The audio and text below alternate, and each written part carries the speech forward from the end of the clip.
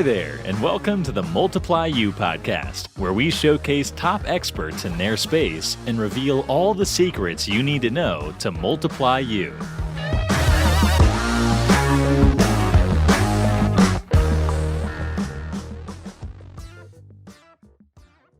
All right, everybody. Happy Friday. My name's Austin Clark with the Multiply You podcast, where I interview and talk with top leaders in the service space. Coincidentally, today we have someone that is just an absolute rock star on with us that is in the same space. It's Matt Beckwith, and Matt is the contact center director at Clark Pest Control, and I'll introduce him more here in just a moment. As always, our message and this podcast is brought to you by Moxie Pest Control. One of my main goals and priorities right now is growth. It's growth via acquisition. We grow a lot of different ways. We've had some really neat, interesting experiences here in Arizona locally, where we found people that are looking to either get out of the business for one reason or another. And it's just been great. And so if anyone listening knows somebody with 3 or 4 or 5 or whatever trucks on the road that is looking to exit, they can reach out to me directly. Text me on my cell at 480-254-9730. You can email me directly at aclark@moxiepestcontrol.com. And don't send a form on our website. It'll go to our national team and I'll never see it. But we would appreciate that if anyone knows of anyone looking to get out. Finally, Matt Beckwith, again, he's the Director of Customer Experience at Clark Pest Control. Now, and this line just cracked me up, but Matt is proud to be a contact center geek. And I want to talk about that in a moment and kind of how we met. But since putting on the headset for the first time as a directory assistance operator 25 years ago, he has spent his career building and leading customer service and sales call centers in industries such as telecommunications, banking, healthcare. His passion for customer experience, technology, leadership, and professional development has led him to his current role leading customer experience operations for Clark Pest Control, one of the largest and most successful management companies in the US, and they're headquartered there in Lottie, California. In 2018 and 2019, Matt was named a top 50 thought leader in the contact center and customer service experience space by ICMI, and is a regular speaker at industry events. Matt also serves as a steering committee member for the Northern California Contact Center Association. He lives in Northern California with his wife, Dawn. They've got 2 wonderful daughters, 2 even more wonderful grandchildren, and 2 dogs. Matt, who is an identical twin, clearly favors things that comes in pairs. Matt, welcome to the show. Thank you so much for being on. How are you doing today?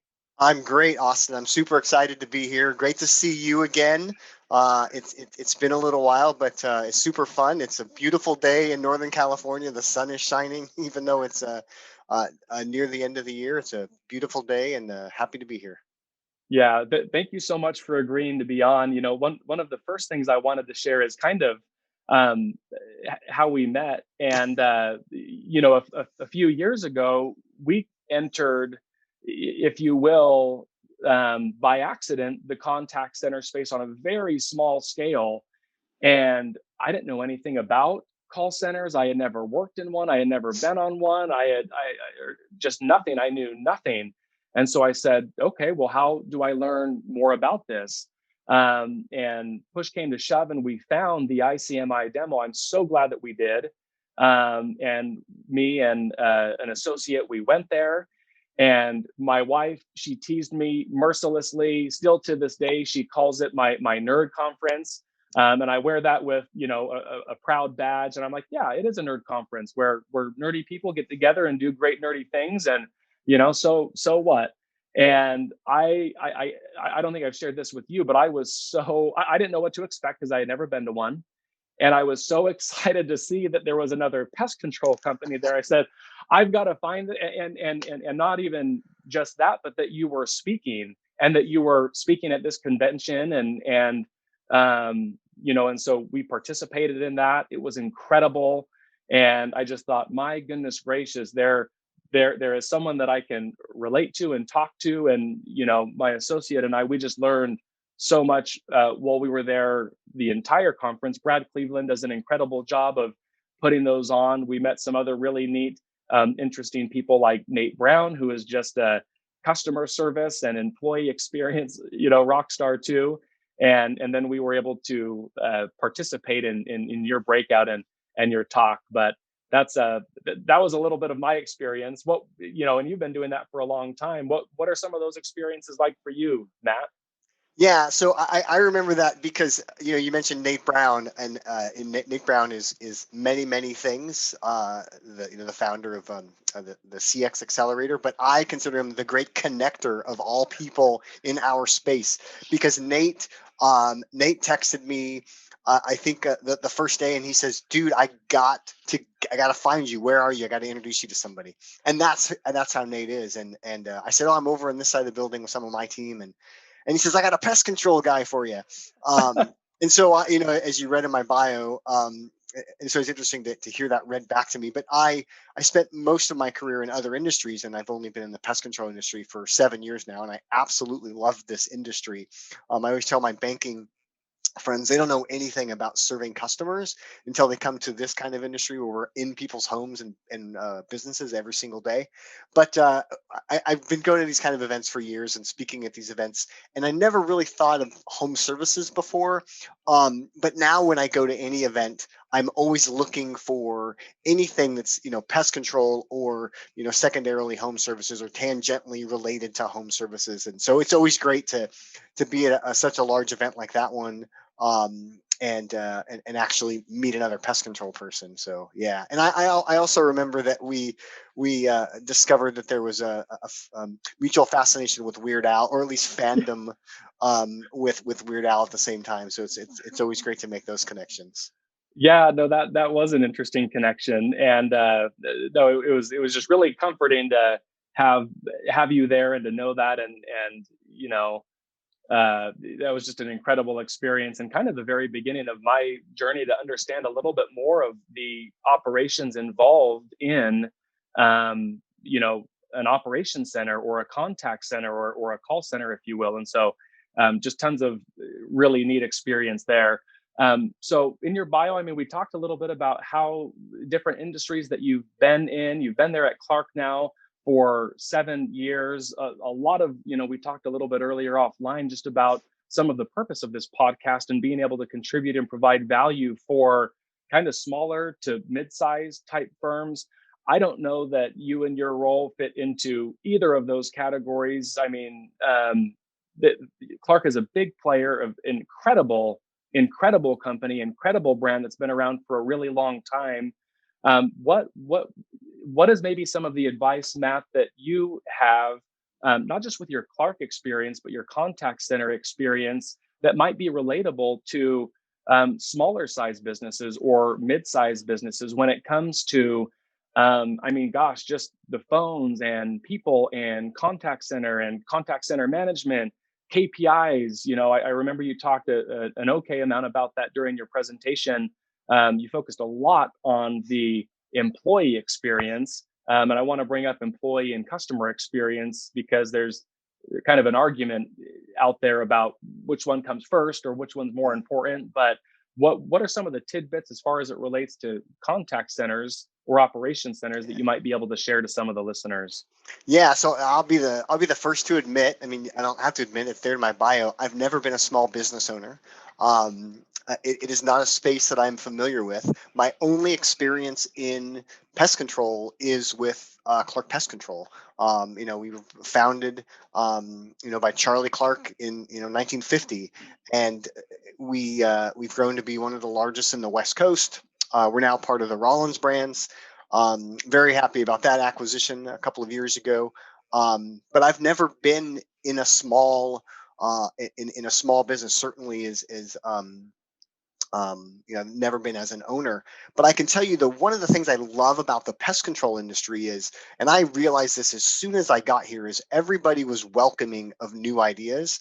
and not just our company, but in the industry. And in my time in banking, certainly we weren't talking to any other banks. I mean, no, I mean, if we were, it was very regulated. There was a mediator, but with this industry, I love connecting with other pest control operators throughout the country. And I mean, we're now part of another organization, but before then, I mean, there was only um, a few companies that were larger than us in North America. So it's not like everybody we were talking to was our peers as far as size. But I've connected with pest control companies all over the country of all size and learned from them, not just shared what we're doing, but learned from them and kind of how do we adapt these new technologies. And that's the first thing that I'll say is, 15, 20 years ago, the kind of technology we had to connect with customers and allow customers to connect with us were out of reach for most small businesses. So I remember, 15 plus years ago, you put in a new phone system, and the only way you'd get a new phone system is if you had, 1,000 people, distributed across a few different call centers, and that was the best phone system. Well, then that started to change when contact center solutions went to the cloud, and now any business of any size can take advantage of some of those same core technologies. But when I first joined Clark, one of my first things was we were going to deploy real-time chat on our website. But when I got here, I realized that was probably not as advantageous to us as text messaging. And then, we were one of the first pest control companies in the country to deploy text messaging on our existing business numbers. And so that's one of the things that we learned. Any pest control company can do. It doesn't matter what your size is. That you can, if you have a toll-free number or you have a local number, you can text enable it, and customers want to grab their phone, and if your company name is in their phone, that's just as easy to text them. And those are the kinds of things that we learned. We're a big pest control company in California, acting as almost 30 small pest control companies up and down the state. And how do we use technology in a way that makes it easy? And our mission, and this is the same for small pest control companies we've talked to through the years, they want to make it easy, always make it easy to contact and always make it easy to pay, right? So we try to give customers every opportunity with phone numbers, a regular email address, chat, text messages, website forum, and that's something certainly companies of any size can take advantage of. Well, and that's a really interesting perspective, because you're no novice. You didn't get into this industry or space last year. It's been 2.5 decades, and so you have seen a humongous shift in in workers and the workforce. Technology. I mean, oh my goodness, what did technology look like in 1995 or the mid 90s? And I was having a conversation the other day, and the reason that our little operation center here, why we call it a contact center and not a call center, is because anymore, there are many ways for customers to be able to communicate with the firms that they employ, right? And so we provide support to a few locations in Southern California, a couple locations here in Phoenix, or in Arizona, and then a couple of locations in Ohio. And on any given day, we'll get 400, 500, 600 phone calls that comes through the center, but we'll exchange 1,000 emails, right? Or you bring up text messaging. Oh my goodness gracious, we'll exchange, I feel like, 1 billion text messages. And so it really is knowing about who your customers are, and it really doesn't matter how we want to communicate with them. It's all about, like you said, ease of use, and them having access any way that they want to be able to communicate with us.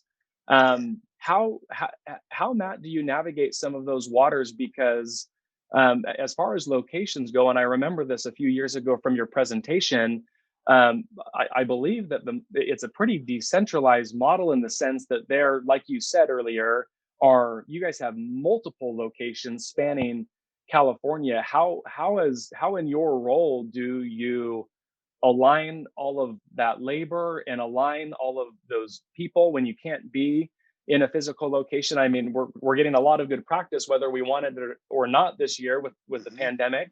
How do you? I mean, it's hard enough to get 5 people aligned and going the right direction, but how do you do that with a large firm and many people?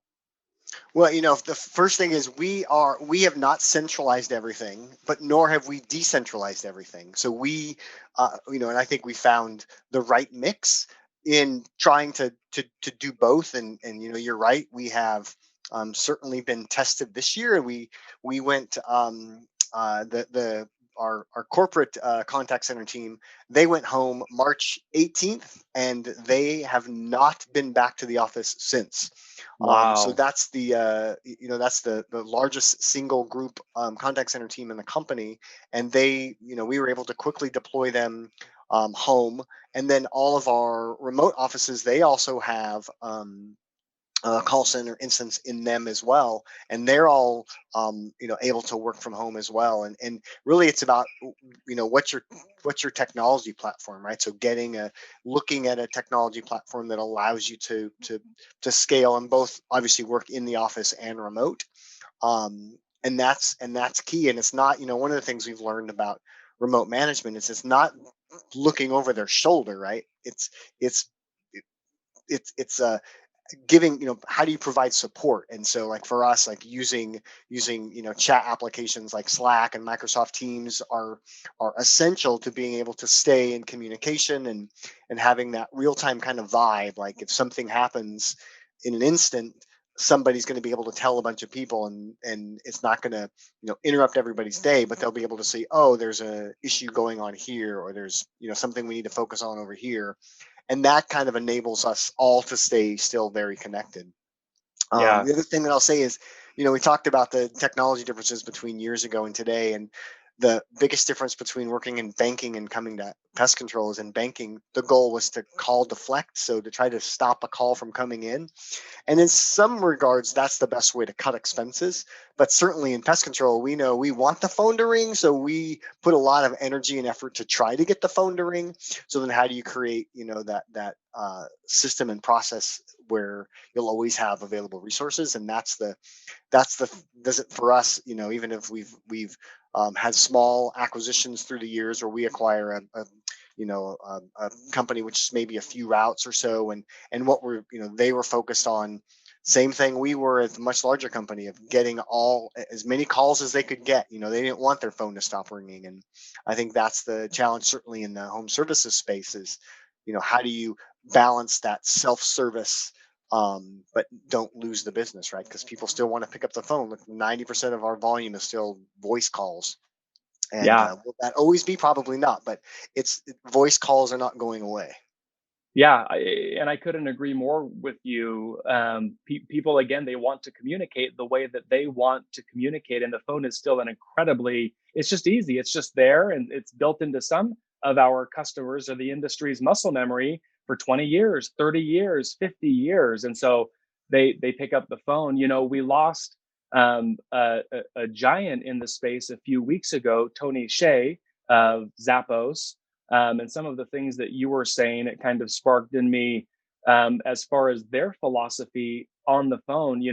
They are probably, Tony Hsieh, the CEO of Zappos, acquired 10 years afterwards, by Amazon for, I think, like $1 billion valuation. Incredible book, Delivering Happiness. And their approach was very unorthodox and very different than a traditional call center, right? So, like you said, Matt, most people or firms want to deflect. The phone's a cost. If there's someone on the other end of that phone and they make whatever $60,000 a year, and if we can avoid that, and their approach was different. It was to have their 1-800 number, boom, right there on every page. They didn't have traditional type metrics as far as handle time. I mean, they encourage their um, representatives to be on the phone and to serve the customer. And so, really interesting approach and really interesting perspective from Tony, an incredible thought leader, and what they've accomplished over the last two decades or so. Maybe you could speak, if you're able, to some of those points. I mean, are there key performance Yeah. indicators as far as operation centers or contact centers go that tell you you're doing well, tell you you're not doing so well? Do you focus on one? Do you focus on 10? Are there counterbalancing key performance Yeah. indicators to make sure? Could you speak to that? Yeah, absolutely. I'm glad you brought up the counterbalance because that's the key to this industry. In fact, when somebody new joins, read in my bio, I sit on the steering committee for the Northern California Contact Center Association. So oftentimes we get calls from organizations that hired somebody from a different background, and they'll come to us and ask for some guidance, and we're not the experts. We just connect them with other people. But I always tell new people to the industry, don't get focused on this one metric, get focused on a metric and its counterbalance, because there is something that's, it's always the quality versus quantity. It happens in every way you can measure. But yeah, so I'll say, I was a huge fan of Tony Hsieh and his work. Visited the Zappos call center not that long ago, and got to interact with some of the employees, and that was a a big box to check for me. It was their movement in that book, Delivering Happiness, meant a lot to me, and although some of their methodologies, like getting rid of supervisors and managers, that was I've talked to folks that have been displaced because of that, and so there's some interesting conversations around that. But learning kind of the spirit was incredible, and really, for us in banking, and certainly even in healthcare, there was always this push to, the one metric was the metric around handle time. How much time are people spending on the phones? And look, years ago, I ran a center for a credit card bank, and we got rid of handle time, and we said, that's, we're going to see what this does if we're going to deprioritize it as a metric at the agent level. And since then, I've been fully in on ignoring handle time as an individual metric. No matter how small your operation is or how big it is, it doesn't make sense to say, at the end of the day, we're talking averages. Nobody should be managing in any individual length of a call. But even if you say at the end of today or this week or this month, your talk time was 5 minutes, it should be at 4.5 minutes. That's not the way to run certainly a service organization. It may feel like it is, but it's handle time is just a budget number, right? In the unit cost of figuring out how much something is going to cost, you have quantity times the time. If I get 1,000,000 calls and each call is 4 minutes, and all of a sudden I get 1,000,000 calls and it's going to be 5 minutes, I gotta spend more to provide that same level of service.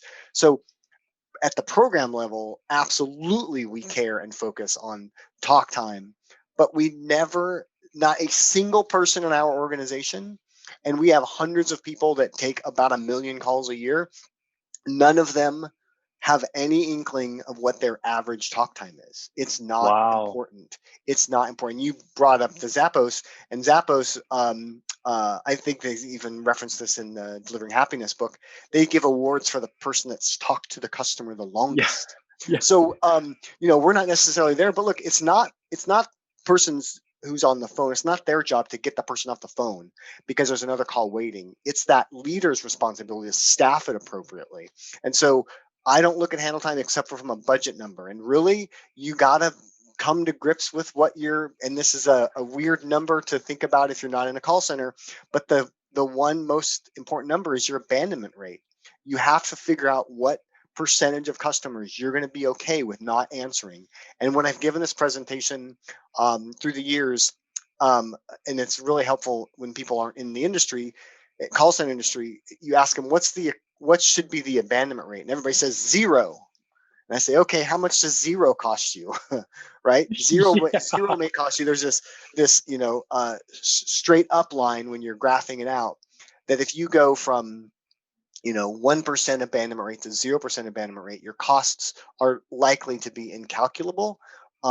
They just go through the roof. So there is a point when you say, if you get 100 calls a day, maybe you're okay losing 2 calls. The industry average as a generic call center inbound customer service is like 2 to 4%. If you're in that 2 to 4% range, you're fine. And if you want to get to 0, go for it, but you'll have to overstaff and have lots of idle time and figure out how to do that. So we look at, Whip out your checkbook if you want to get to yeah, 0, I right? mean, you can get it. I've always said, and certainly if you're talking about outsourcers are great partners we don't use any, but if you need to grow your volume, you have big volume increases, that great to use.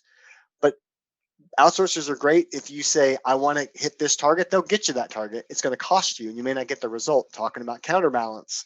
If you say, I want a 0.5% abandonment rate, and you may say, okay, I'm gonna, I'm gonna pay, orders of magnitude more than if I just had, 1.5% abandonment rates. But looking at abandonment rate, but understanding for your business, what is your threshold for pain? So I always say, like, the best data is all the data, but it doesn't mean it has to turn into a KPI. But like, we look at how many people are calling at 6 o'clock at night versus 9 o'clock at night, right? There's a reason that our operating hours are what they are. Like, we don't staff 24/7 because we don't have the volume for that. If we staff till, if you staff till 10 o'clock at night, look at that volume from 9 to 10 and from 10 to 11. That opportunity cost is it.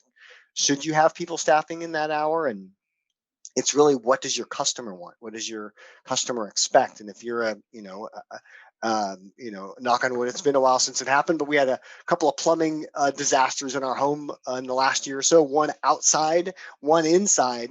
And we have a great plumber that we've used, a local guy, for probably 20 years. And, it happened. The inside one happened in the middle of the night, and the outside one happened on a Sunday. And both times we called, and somebody in his office answered. So Wow. sometimes just understanding when your customers need you and staffing to that is far more important than just putting arbitrary numbers and saying you got to hit a certain handle time. Well, and those counterbalancing, balancing KPIs are just so important, right? You can't be so myopic, if you will, and focused on just one thing, because I mean, I guess you can, but the fires will get larger over here, or this metric or budget will get out of whack or overextended. I'll share the story. I'm a little bit embarrassed about it, but when we first started to understand that part of our business was a contact center, um, 5, maybe 6 years ago, I mean, we had a bunch of other operational metrics, but as far as the contact center went, not really any. And so we started to go to school and do our homework, and go into ICMI and learning more about the CCW platform or workshop that's out there. We were able to, so GoDaddy is headquartered here in Chandler, Arizona. And we reached out to them and we said, hey, you guys are rock stars. I mean, talk about a call center, right? Mm-hmm. We said, hey, we want to come down and talk to whoever's in charge, and we want a tour, and we want you to. And they said, well, we don't really do that. And we said, hey, but for us, you'll want to. We're great. You'll love to meet us. And they said, okay. And we were shocked by that, but they had us down. They took 3 hours with our executive team to share a lot of the things that you're sharing with us. But when we started, I mean, we didn't know how many calls we were getting in a day. And so we said, okay, well, we probably should start with, how are we getting 5 calls in a day or 100 calls in a day? Okay, well, we need people to answer those calls. And so how many calls can someone take in a day? Is it 50? Is it 100? If they're capable of taking 100, is that appropriate? Does that deliver the type of service that you want to deliver? Abandon rate, that was one of those that we learned about earlier on. And what's acceptable? What's the industry average? And as you've said, if you want 0, there's costs associated with that. Is 10% acceptable? Depending on the industry, I know that when people call, the expectation is that someone answers that call for the most part. And, the pest space might not be as much of an emergency, or a lot of those calls, if it's not pertaining to maybe bees or bed bugs or those sorts of things. But, you mentioned your plumber. That's an emergency, right? You think about air conditioning in some parts of the United States. It's not just a nice thing to have. It's essential depending on the time of year and where you are. In Arizona in the summer, you got to have it, right? So that's no, that's great. Thank you for sharing some of those tidbits. Let's maybe talk a little bit about what someone in your position and space does as far as education goes. And so you're formally educated, but what does someone that's been in the industry for as long as you do, I mean, are there publications that you read? Are there things that you listen to? How did you start to be, I mean, how do you stay in front of what's happening? how do you keep yourself in the best position as far as an educational standpoint to know, right, and to be in your position to be able to lead an organization in the way that you're doing? Yeah. So, I mean, first and foremost, I think, it's everybody's responsibility to get better at what they do, or what they want to do. Um, and so, yeah, I mean, I'm a self proponent or proponent of self education and getting better. And so I love, I read a lot. And I read, and I mentioned earlier the Northern California Contact Center Association. So I've been a part of that for several years, but been a member since their inception, probably 15 years ago. But there are these regional contact center associations all over the United States. There are some areas that don't get covered, but they're all over the US. And over the last few years, I've gone out and visited with some of them, attended some of their meetings. But finding people in your community that are in the same space as you, and although it's a daunting task, I always tell people, if there's a need for something like that in your community, start it. Find a few other people that are doing, even if that means, now it's over Zoom, but now if that means a monthly coffee over Zoom to just share best practices. But I'm a big proponent of that, and my leadership team that reports to me, if they want to go to a conference, I always, they have a homework assignment. They'll tell you their homework assignment is they have to record, what they learned and what they're going to try when they get back to the office, and they have to use that opportunity to build relationships. So all of that, I'm a fan of going to conferences. I generally speak at a couple a year. I didn't get to do that this year. But finding those local events are super helpful. And then for me as a call center leader, I have called a call center every day of my life for almost 20 years. I used to say, if there's not a funeral or a wedding that day, I promise you I've called a call center. Over the last probably 4 or 5 years, I'd say I'm about 80% of the time, but I make up for it in numbers. I call more than 500 or 600 call centers a year, and I have always done that because that's where I learn. If I and when I used to commute to work, before I didn't live where I work, but I would see a truck, or I'd see a billboard or something on the radio, or something would spark my interest, and I'd have lots of places to call. So just, I always thought it was interesting, if somebody's going to manage a customer service organization, that they're not out there actively experiencing, not just as a customer, but as a researcher. And I've gotten a ton of information about new technologies, new processes, new ways to say things.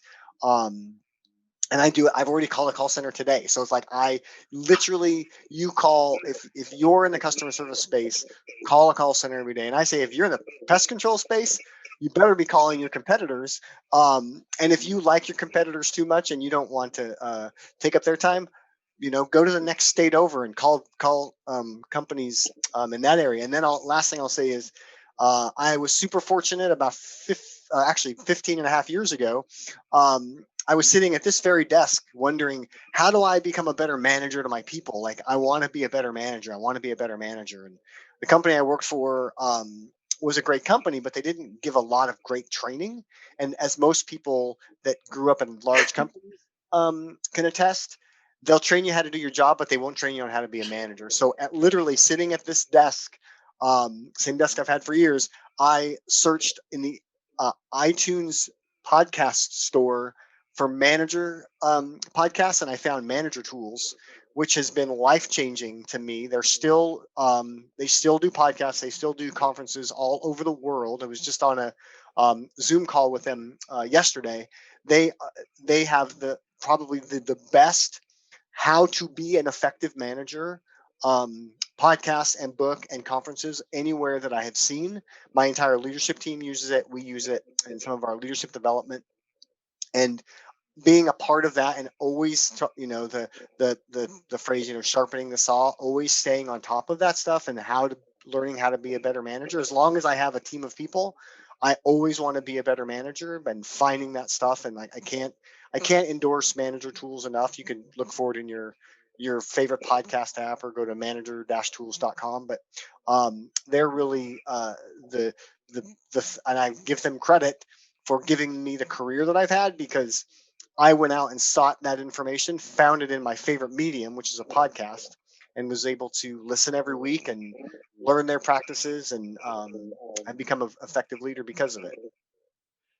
Okay, Matt, a few things that you just said have absolutely in this last riff blown my mind. And these are going to be some of my big takeaways, but I have to know who, besides Clark's obviously, and maybe Moxie, but other than those two, what is the best contact center out there? Who is the who? I mean, you would be qualified to know, as you've been calling the last 2 decades. Who rocks it? Who's the winner? There are Who's your top so three? there Or are so many companies, like more companies do it well in the last 10 years than do it poorly. Because quite frankly, when I call a company that does it poorly, I really am focusing on the how awful their automated system is or things like that. But I'll tell you, like recently, because rates are at a historic low, my wife and I refinanced our house with Rocket Mortgage, like from a end-to-end customer experience process, not just their call center, but everything about them. They are, they want to make it easy for us. And there's this movement in the customer service space about making it effortless. You'll get more loyalty if you make it, don't make your customer go through unnecessary effort. But companies like, Peloton is well known for how well, and I know one of their outsourcers pretty well, but they have this ability to, they understand their product, they understand how to help you, and so there are of all the companies I call, if I actually get to a human being, I'd say more than half of them are doing it very, very well.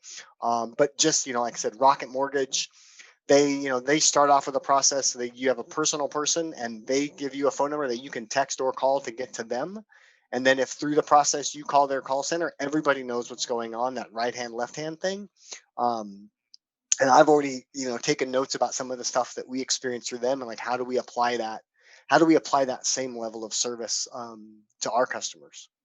that is incredible. I you know I never even just thought of doing that, right? But we use American Express Yeah, for the another one. business and for and personally as well, and that's been one that I've always just top notch. You call, you get someone, they're competent, right?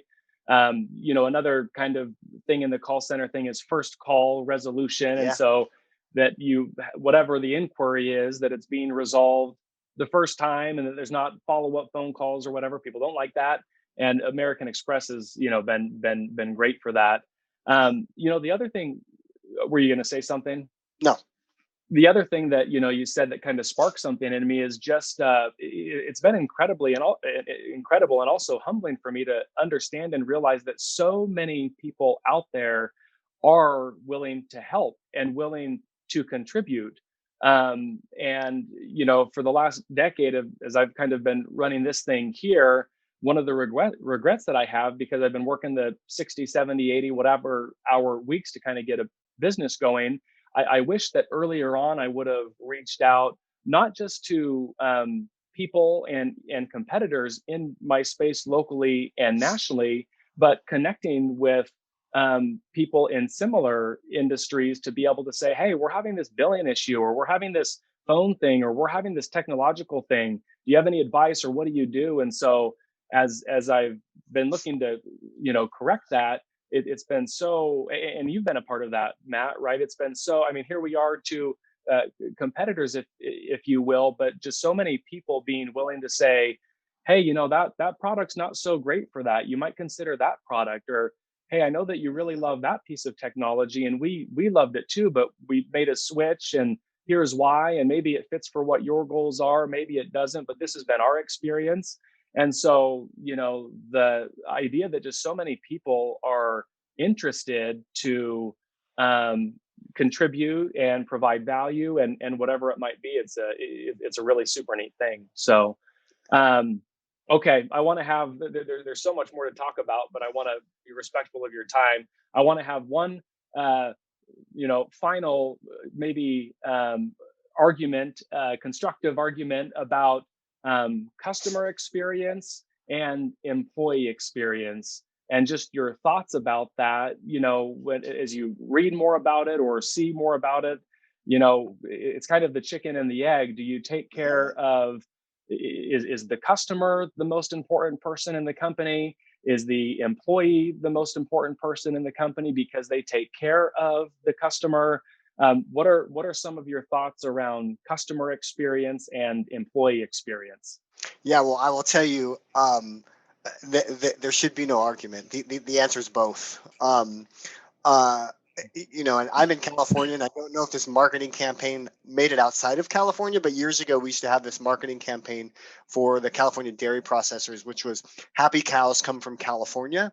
And it was really like the California cheese is the best cheese because we keep our cows happy. These cows that were out, meandering, and they had all this free space, and it was a great ad campaign. But I've adopted that as happy employees make happy customers, right? I didn't invent that. That's Everybody understands that now. But I had the best boss I have ever had in my career.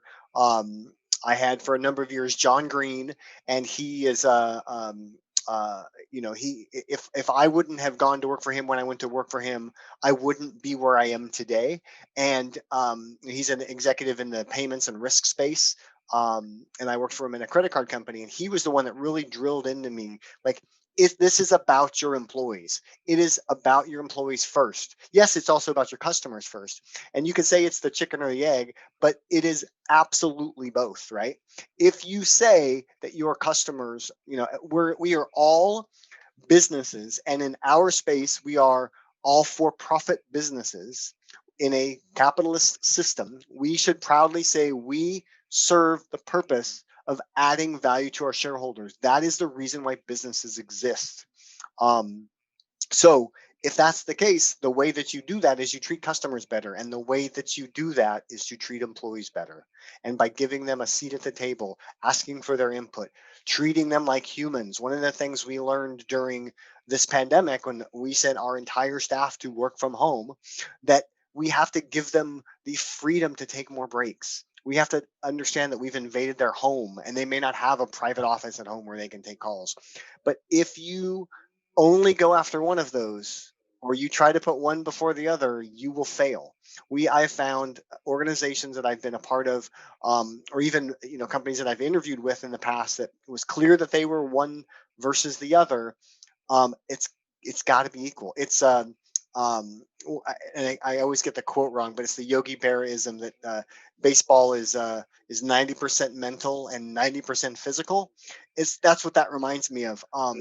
It's got to be both. And for us, certainly, if you have people sitting at a desk, either at home or in a building, with a headset on, talking to your customers, you better treat them well, but you got to treat them like humans. You have to know their names. You have to know what they need and what they want, and you have to let them give you their voice and their opinion. Well, Matt, thank you so much for putting that to bed for us. And I couldn't agree more. And not that those two pieces are counterbalancing metrics, but it may be a mistake, you could say, to focus on just one of them, right? I also appreciate that you don't shy away from providing value to shareholders. That is the purpose of businesses that are for profit. And so often we'll say here and locally that, hey, look, a responsible company and business is an extremely profitable one. And some people don't really understand that. It's like, oh, well, we charge too much, pay, whatever it might be. But it's like, hey, look, a responsible company is a very, very profitable one, because they will then take that profit. Sure, they'll take some of it off the table. Sure, that whatever they'll do, but they will then take that profit and redeploy it back into the company to provide better, more robust salaries, healthcare, technology, equipment, whatever it might be, whether it's a vehicle on the road or a piece of whatever it is. And so, thank you for not shying away from that. It's not like a fight I'm having at all, but it takes money to make money, and it's important, and we should talk a lot about that conversation, and know that you want to be at a responsible place that is turning a profit and then reinvesting it back in you, right? And I know that you guys do a great job of that. Well, Matt, as we wrap up here, have you got any other thoughts or anything else that you'd like to leave with the audience? No, other than I'd say one of my favorite places to be this time of year is in Arizona because I don't like the cold weather, and at least in the parts of Arizona that I've been in the winter, it's my perfect temperature. So I'm a little jealous that you get to, and it's cold here when it's 40, 45 degrees. So Yeah. so Well, yeah. and I appreciate you saying that. I've been an Arizona kid my whole life. I think it's like 60 degrees out there. I've got a Wow. winter parka like I'm going to Alaska. And so, that if it's at 60 degrees, I think I'm in Antarctica. Yeah. And, my wife for the holidays, she wants to go to Utah to visit our in laws. I'm like, why would we go there during Christmas time? That we should never, between October and April, maybe March, we should never leave Arizona. Everyone else is jealous of us. This is the time that we stay here. Let's go to Utah or California, in July. There you go. So anyway, Matt, thank you so much for being on. I so appreciate your time. I know that our listeners do well. Again, everybody, Matt Beckwith, Director of Customer Experience at Clark Pest Control. Really, really appreciate your time, Matt. Thank you, Austin. Glad to be with you. All right. Yep. Bye-bye.